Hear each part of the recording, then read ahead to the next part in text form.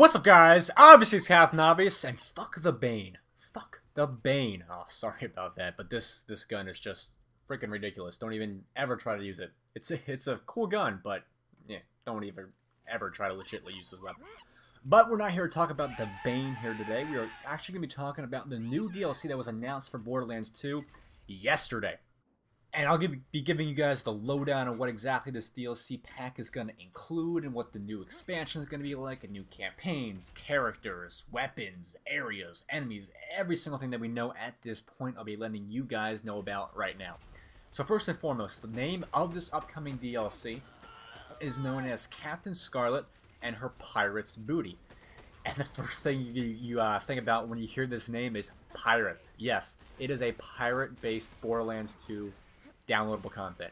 That is awesome. I think it's going to be really cool how they have a take on pirates without any water, because the main area of this DLC is in the middle of a giant desert. So I believe that what they're going to be doing is have sort of like a pirate-themed expansion pack, but in desert.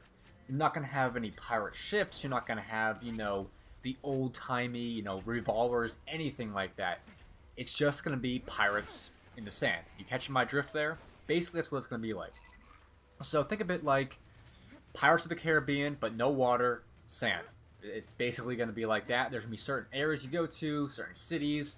The main town is known as Oasis. Most likely it's going to be surrounded by, trees or water and things like that. Or it can be the complete opposite of what the name is, and it will be just a barren wasteland, like, complete opposite of what the name would imply. So we don't know what exactly it's going to be like. We only have a few screenshots at this point. It's only, showing off some of the new vehicles. So the new vehicle is known as the Sand Skiff. So what the best explanation I can give to you guys in regards to what the Sand Skiff, actually is. Remember back in Star Wars Episode 6? Think of it like what exactly that thing, looked like. It's going to be nice and long. And this is getting really sensual right now, but no, that's not what she said. It's what the vehicle's like. So it's really long. There's going to be, some different seats for certain people. Probably going to be probably like a 2 or a 4-seater. Probably either a driver and a gunner, or a driver, a gunner, and 2 side seats. I'm not quite certain about that quite yet. But, as time goes on and more details are released, we'll be able to make some more summations as to what the details Gearbox has provided us to that point are. So, up until then, I can't make any, pure decisions as to what exactly it's going to be like. But we can only make a few other assumptions based upon the information that we have been released to us at this point.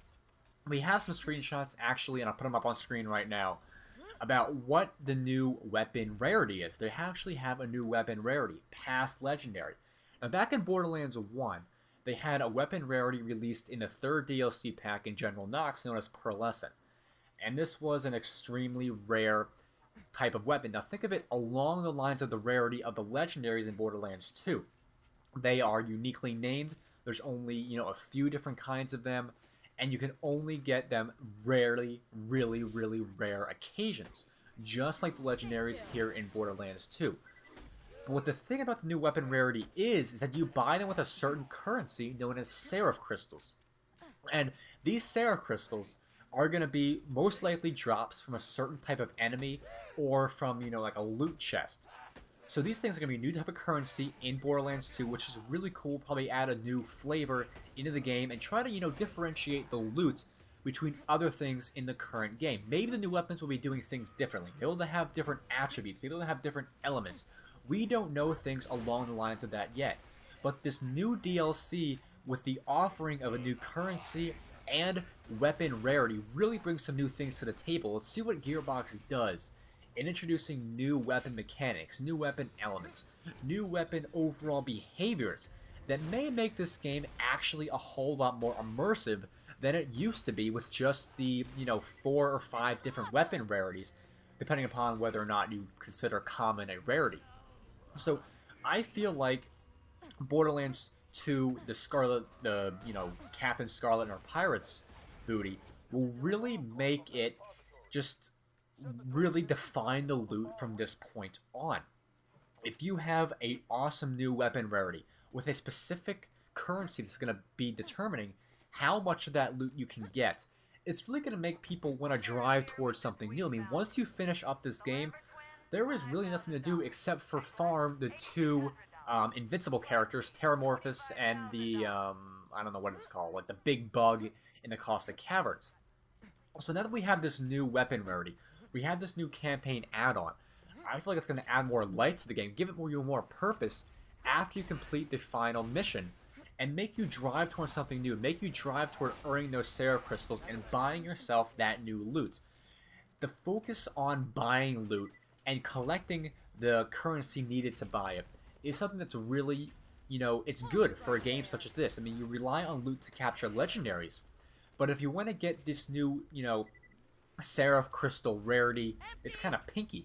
If you can focus on buying those, it's going to give it more of a flow to the looting in this game. You can focus on looting for legendaries, you can focus on buying things for this new rarity type.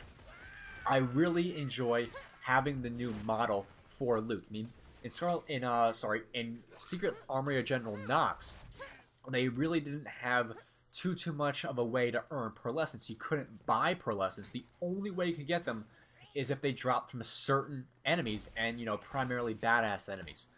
So I think the primary focus on this loot is going to be getting these Seraph Crystals and buying this new rarity type. It's really going to make the game seem bigger because there's something more you got to push for instead of just looting another type of weapon.